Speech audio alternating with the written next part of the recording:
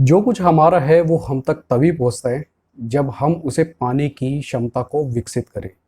रविंद्रनाथ टैगोर के इस शानदार से कोट के साथ करेंगे हम अपनी पार्टनरशिप के दूसरे चैप्टर की शुरुआत। नमस्कार, जय हिंद। मैं हूं प्रशांत और आज की इस क्लास में हम करेंगे कॉन्सेप्ट नंबर 1 और कॉन्सेप्ट नंबर 2। दोनों के दोनों कॉन्सेप्ट आपके थियोरेटिकल हैं। तो चलिए मेरी नोटबुक से शुरू करते हैं।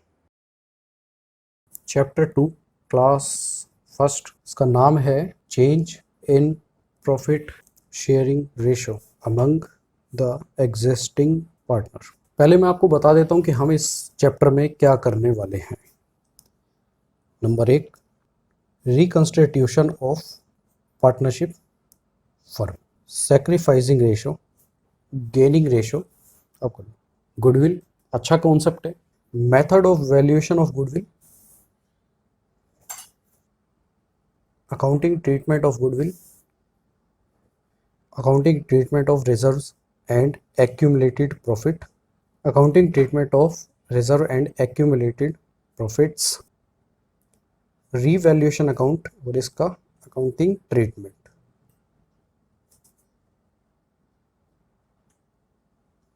ये सभी टॉपिक्स हैं, कॉन्सेप्ट नहीं है। कॉन्सेप्ट इनके अंदर होंगे, हर किसी के अंदर कॉन्सेप्ट होंगे। ये ब्रॉड एक तरीके से टॉपिक है, हम इनके अंदर कॉन्सेप्ट को एक्सट्रैक्ट करेंगे।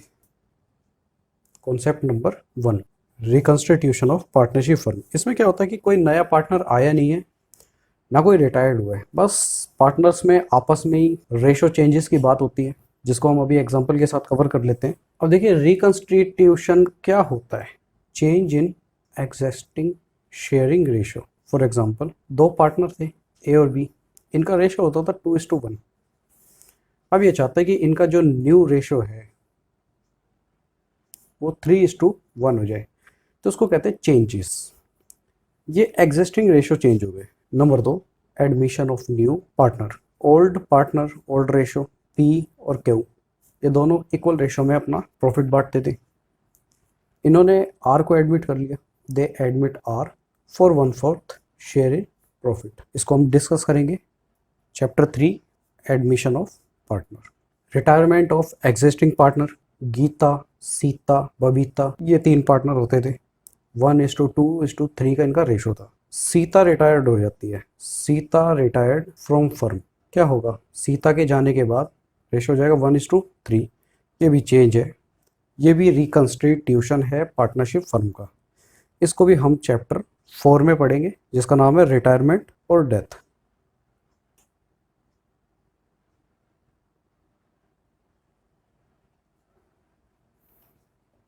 Death of partner, P Q R, 4:3:2 का इनका रेशो था। On 31 March are diet. क्या हो गया, पी क्यू आर से सीधा पी क्यू की रह गई ये फर्क, आर चला गया। आर के जाने के बाद क्या होगा, रेशो 4:3। इसको बोलते हैं रिकंस्टिट्यूशन। इसको भी हम किस में पढ़ेंगे, chapter 4, retirement and death. Amalgamation of 2 partnership firm, या कह सकते हैं amalgamation of partnership into company. इससे भी आपकी एग्जिस्टिंग पार्टनरशिप चेंज हो जाती है। हालांकि ये आपके सिलेबस में नहीं है, ये सीए आईपीसीसी के सिलेबस में होता है, और मेरी कोशिश रहेगी मैं आपको अमलगमेशन भी पढ़ाऊंगा अगर मेरे चैनल पे सब्सक्राइबर बढ़ते हैं तो देखिए मेन बात क्या थी कि हम जो चेंज होता है हमारी फर्म के अंदर किस किस तरीके से हो सकते हैं। या तो पार्टनर आपस में रेशो चेंज कर ले, नया पार्टनर हो जाए, रिटायरमेंट हो जाए, डेथ हो जाए, या फिर अमलगमेशन हो जाए। ये सिर्फ एक थ्योरी बेस्ड था, हमको थोड़ी सी थ्योरी कवर करनी थी, वो हमने इसमें कर लिया। अब आप लिखिए कॉन्सेप्ट नंबर 2, सैक्रिफाइसिंग रेशो, जिसका मतलब होता है old ratio minus new ratio. इसको सैक्रिफाइस के साथ साथ हम गेनिंग रेशो भी बोल सकते हैं। हालांकि गेनिंग और सैक्रिफाइस में ज़्यादा डिफरेंस नहीं है। सैक्रिफाइस रेशो में old ratio minus new ratio होता है, और गेनिंग रेशो में आपका होता है new ratio minus old ratio.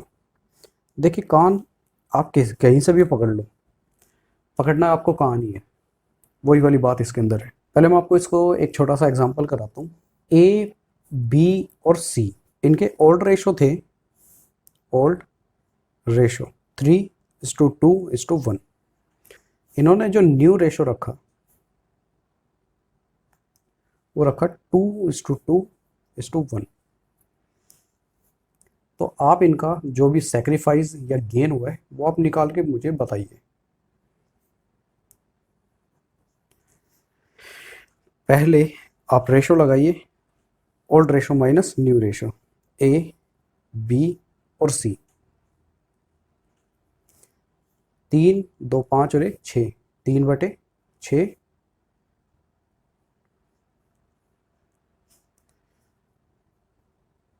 New ratio लगा दीजिए 2.5, 2/5। आपको यही पता चल जाएगा। जहां ए को पहले 15 मिलता था अब 12 मिलेगा, इसका मतलब क्या हुआ, ए अब आगे सेक्रीफाइस कर रहा है अपना रेशो 3 के हिसाब से। यानी कि 30 में से जो 15वां हिस्सा था वो मिलता था ए को, लेकिन अब 30 में से 12वां हिस्सा मिलेगा ए को। यानी कि इसने अपना 3 हिस्सा सेक्रीफाइस कर दिया। रहना इक्वली है।